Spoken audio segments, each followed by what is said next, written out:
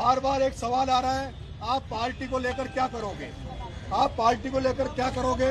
मैंने पहले दिन से कह रहा हूं, जब तक मेरी लाश जिंदा हूं, जब तक बीजेपी में नहीं जाऊंगा। जब तक मैं जिंदा हूं, उस बीजेपी में नहीं जाऊंगा जिस बीजेपी में 15 दिन तक भूखा पड़ा रहा हूं और वो सुनवाई नहीं करे। उस बीजेपी में नहीं जाऊंगा जिसमें हिंदू मुसलमान गुजर मीणा को लड़वाने का प्रयास करती हो, उस बीजेपी में मैं नहीं जाऊंगा। यही बीजेपी थी, वही वसुंधरा राजे थी जिसने गुजर मीणा को मरवा दिया था, इसलिए उस बीजेपी में नहीं जाऊंगा। बच्चा दो ऑप्शन, एक ऑप्शन थर्ड फ्रंट बचता है, एक ऑप्शन कांग्रेस बचता है। लेकिन मेरे भाइयों, मैं मान सम्मान और स्वाभिमान के साथ समझौता नहीं करूंगा। मैं मान सम्मान स्वाभिमान का समझौता नहीं करूंगा। भिखारी बनकर किसी के दरवाजे पे नहीं जाऊंगा।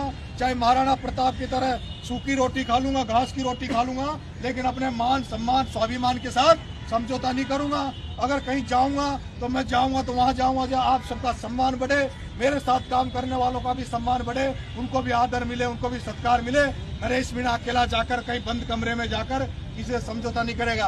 और करता ना तो तुम्हारे भाई का अनशन तोड़वाने के लिए बहुत बड़े बड़े लोग आ रहे थे, मना कर दिया तुम्हारे भाई ने। कहा जो राजेंद्र गुडा, जो भाई आपका पहले दिन से नरेश के साथ लड़ा, उसी राजेंद्र गुडा के साथ अनशन तोड़ूंगा, उन जनता के साथ अनशन तोड़ूंगा, उन पीड़ितों के साथ अनशन तोड़ूंगा। आज आपके बीच में आके अनशन तोड़ा है। बहुत बहुत धन्यवाद। राम राम साहब।